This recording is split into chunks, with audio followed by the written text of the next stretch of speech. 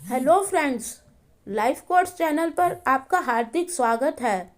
तो चलिए आज की कहानी शुरू करते हैं। साधना और साध्य का अंतर समझाने के लिए गौतम बुद्ध एक आख्यान का सहारा लिया करते थे। उन्होंने अपने शिष्यों को यह कहानी अनेक बार सुनाई।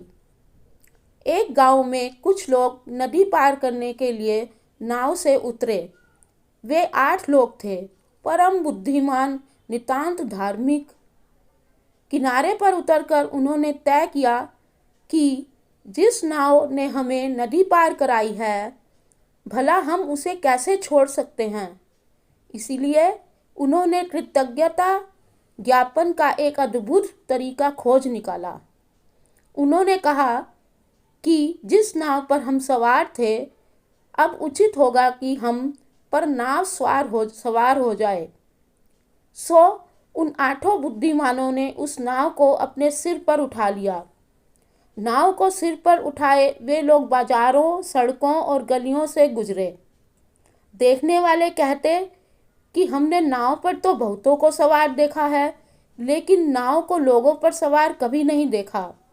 ये लोग कैसे सिरफिरे हैं जो नाव को सिर पर ढो रहे हैं। उन्होंने जवाब दिया कि तुम सब तो कृतज्ञ हो, तुम्हें कृतज्ञता का क्या पता। हम जानते हैं अनुग्रह का भाव, हम कृतज्ञ हैं, हम आभार प्रदर्शन करना जानते हैं।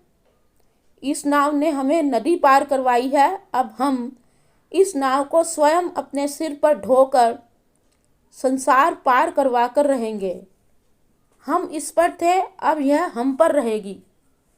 अंत में गौतम बुद्ध ने शिष्यों को समझाया कि नाव वास्तव में नदी पार कराने के लिए है, सिर पर ढोने के लिए नहीं।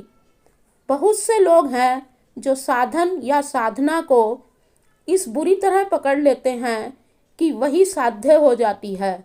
इस प्रकार हम सिद्धि का लक्ष्य भूल जाते हैं। नमो बुद्धाय।